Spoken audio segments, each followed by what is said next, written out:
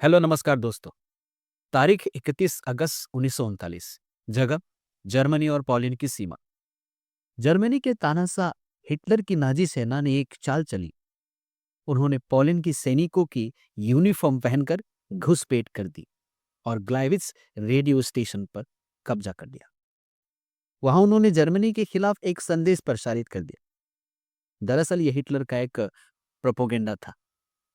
Nazi यह दिखाना चाहते थे कि पोलैंड की सैनिकों ने जर्मनी पर हमला कर दिया है, जिससे उन्हें एक मौका मिल सके।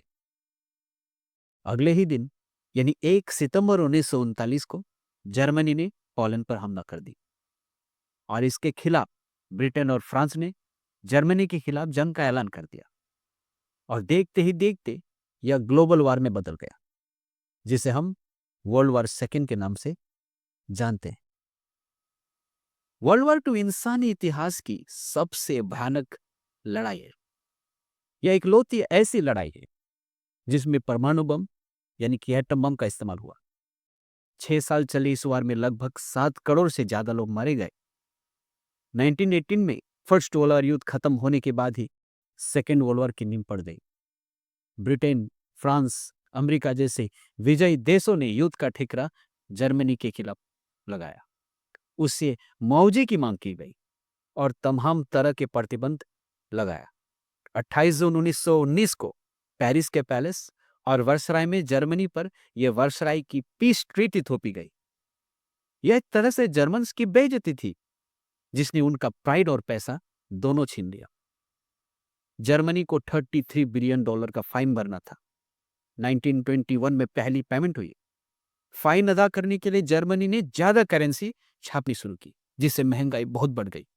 1922 में बर्लिन में एक पैकेट ब्रेड की कीमत 160 जर्मन मार्क थी, जो एक साल में बढ़कर 200 बिलियन जर्मन मार्क तक पहुंच गई। यानी अर्थव्यवस्था पूरी तरह से बर्बाद हो चुका था। 1933 में जर्मनी का शासक एडल्फ हिटलर बना और तुरंत ही उसने जर्मनी को वापस एक शक्तिशाली सैन्य ताकत के रूप में प्रदर्शित करना शुरू कर दिया। इस बात से फ्रांस और इंग्लैंड चिंतित हो गए, जो कि पिछली लड़ाई में काफी नुकसान उठा चुके थे। इन सब बातों को देखकर और अपने आप को बचाने के लिए फ्रांस ने इटली के साथ हाथ मिलाया और उसने इथोपिया, जो उसके कब्जे में था, उसको इटली को देने का मन बना लिया। 1935 में बात और बिगड़ गई जब हिटलर ने वर्सराय की ट्रीटी को तोड़ दिया और अपनी सेना को बड़ा करने का काम शुरू कर दिया। 1930 से 1933 के बीच जर्मनी में बेरोजगारी की संख्या 20 लाख से बढ़कर 61 लाख हो गई। देश भयंकर निराशा में था। इन हालातों में लोगों को एक्सट्रीमिस्ट आइडिया पसंद आने लगे। इस दौरान जर्मनी में हिटलर और नाजीवाद का उदय हुआ। हिटलर ने वादा किया कि वो वर्सराय की ट्रीटी नहीं मानेगा और जर्मनी का गौरव और समृद्धि जरूर वापस लाएगा। 1938 में जर्मन सेना धड़धड़ाते हुए ऑस्ट्रेलिया के वियना शहर में घुस जाती है। हिटलर की सेना स्ट्रेटेजी से जंग लड़ती थी, यानी सेना टैंक और गाड़ियों की मदद से बहुत तेजी से आगे बढ़ती थी। एयरफोर्स उन्हें रास्ता दिखाती थी और हवाई जहाज मदद करते थे। दुश्मन जब तक संभले वो राजधानी पर कब्जा कर लेते हैं। कुछ रिपोर्ट्स में दावा किया गया कि जर्मन सैनिक को राशन के साथ पार्विटिन नाम की ड्रग दी जाती थी। इससे थकान नहीं लगती थी, नींद नहीं लगती थी, भूख और प्यास भी मर जाती थी। सैनिक पूरे कॉन्फिडेंस के साथ 3-4 दिन लगातार जंग लड़ सकता था। 22 जून 1941 को 30 लाख जर्मन सिपाही सोवियत संघ पर हमला कर देते हैं। जर्मनी को इटली, हंगरी, रोमानिया और फिनलैंड की मदद मिली। फिर इस रणनीति से नाजी सेना सैकड़ों किलोमीटर अंदर घुस जाती। वो मॉस्को के नजदीक पहुंच गए, लेकिन सोवियत की ठंड ने जर्मन सैनिकों का जीना मुश्किल कर दिया। यहां 2 साल में 20 लाख से भी ज्यादा आम लोग और सिपाही मारे गए थे। जवानों को खाना और गोला बारूद भी मिलना मुश्किल हो गया था। आखिरकार जर्मन कमांडर फ्रेडरिक पॉल्स ने रेड आर्मी के सामने सरेंडर कर दिया। दिसंबर 1941 को जापान पर्ल हार्बर पर हमला कर देता है। दरअसल चीन मार्केट में जापान का प्रमुख प्रतिद्वंदी अमेरिका था। पर्ल हार्बर पर हमला करके जापान पूरी सप्लाई पर नियंत्रण करना चाहता था। इसके बाद अमेरिकी प्रेसिडेंट रूजवेल्ट जापान और उसके सहयोगी जर्मन के खिलाफ जंग का ऐलान कर देते। अमेरिका के साथ आने से मित्र देशों को नई जान मिल गई। 9 जुलाई 1943 को सिसिली पर मित्र देशों ने हमला कर दिया।